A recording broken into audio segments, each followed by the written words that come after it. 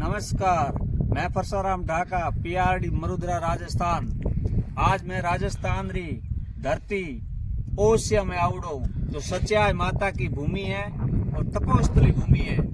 ओसिया में भाकर रे ऊपर है पवन ऊर्जा, पवन चक्की क्या करे और पंखा लागूड़ा है।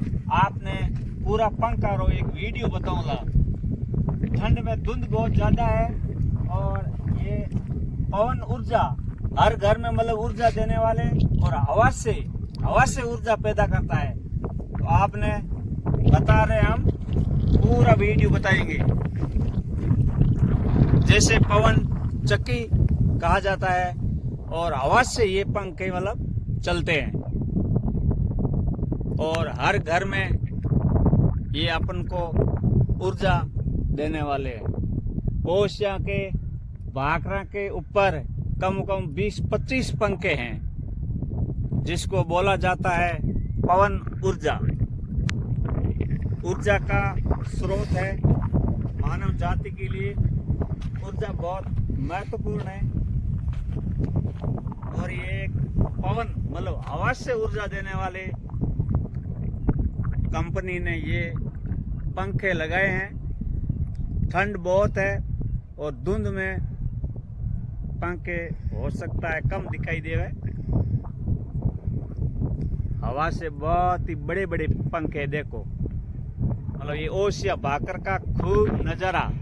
हम तो दूर खड़े हैं, अगर पंखे के नजदीक जाएं तो बहुत ही ये 250-300 फीट ऊपर ऊंचाई में और बहुत ही एक बड़ा पंखा है, जो एक टेलर में एक ही पंखा आता है।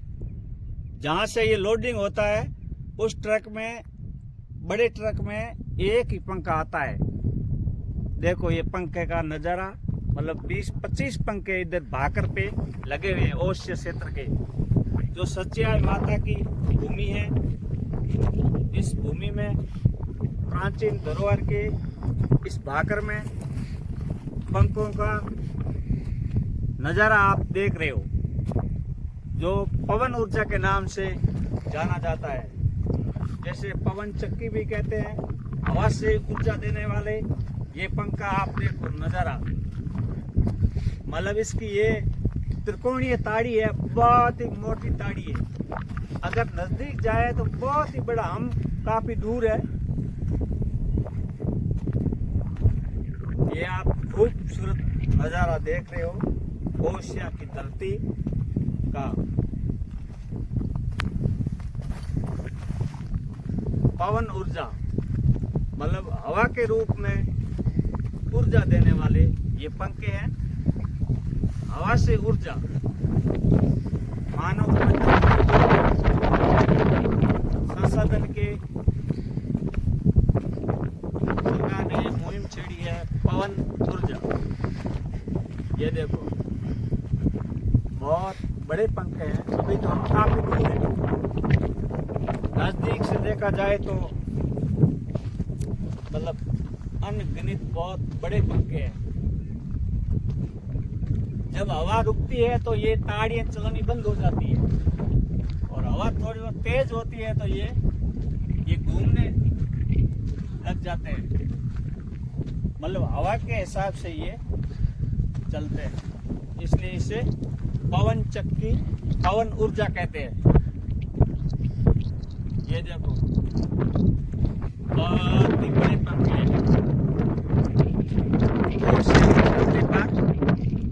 माँ सच्चाई माता की भूमि है ये देखो खूबसूरत नजारा है। ठंड का मौसम है और हवा भी तेज है। कभी ये पंखे कम हवा होती है जब घूमने बंद हो जाते हैं। खूबसूरत इस नज़ारे में भाकर के ऊपर ये पंखे बने हुए हैं। 20-25 पंखे लगे हुए हैं, जो ओसिया से 5 किलोमीटर दूरी पर ये भाकर में है।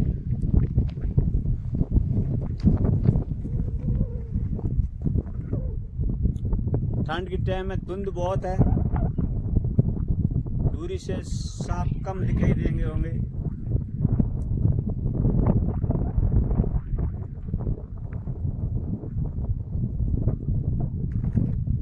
देखो पवन ऊर्जा, मनुष्य को पवन ऊर्जा का स्रोत है।